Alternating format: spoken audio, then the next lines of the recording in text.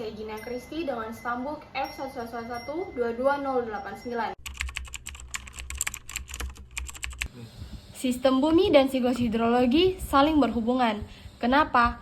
Karena siklus hidrologi adalah pergerakan air yang terus-menerus yang terjadi dalam sistem bumi. Sistem bumi terdiri atas atmosfer, hidrosfer, biosfer, dan litosfer. Pertama-tama, kita akan masuk pada atmosfer. Apa itu atmosfer? Atmosfer adalah lapisan udara yang melindungi bumi. Kenapa atmosfer berhubungan dengan evaporasi dan evapotranspirasi? Evaporasi dan evapotranspirasi merupakan proses penguapan. Evaporasi merupakan proses penguapan dari laut, danau, dan sungai. Sedangkan evapotranspirasi adalah gabungan antara evaporasi dan transpirasi. Setelah keduanya ini mengalami penguapan, akan terbentuk kondensasi atau yang biasa kita sebut dengan pembentukan awan. Selanjutnya kita masuk pada hidrosfer. Hidrosfer adalah lapisan air yang berada pada permukaan bumi. Hidrosfer ini berhubungan dengan presipitasi. Presipitasi merupakan hujan. Setelah kondensasi terbentuk, terjadilah presipitasi. Yang ketiga adalah biosfer. Biosfer adalah lapisan tempat makhluk hidup untuk hidup. Biosfer ini berhubungan dengan transpirasi. Apa itu transpirasi?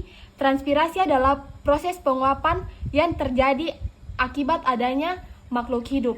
Makhluk hidup yang ada pada transpirasi ini adalah hewan, tumbuhan, dan manusia. Selanjutnya adalah litosfer. Litosfer yaitu lapisan batuan penyusun bumi. Dia berhubungan dengan infiltrasi. Kenapa? Karena infiltrasi ini adalah proses penyerapan. Proses penyerapan yang terjadi pada infiltrasi ini terjadi pada tanah. Infiltrasi itu penyerapan air pada tanah. Setelah terjadinya infiltrasi, ada perkolasi.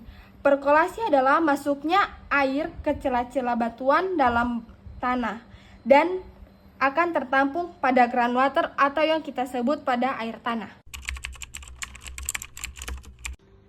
Saat ini kita akan melihat salah satu contoh yang terjadi di kota besar yang ada di Indonesia, yaitu tepatnya di Jakarta, di mana teman-teman muka air laut itu lebih tinggi daripada daratan.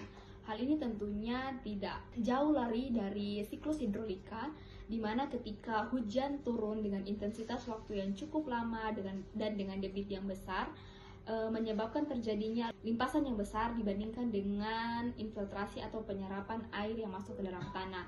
Tentunya hal ini disebabkan karena tutupan lahan kota Jakarta mulai berkurang akibat penebangan pohon dan kerusakan hutan yang digunakan untuk pembangunan gedung-gedung bertingkat dan juga untuk kebutuhan industri yang ada di kota Jakarta. Perkenalkan, nama saya Dita Anastasia dengan NIM F111222129.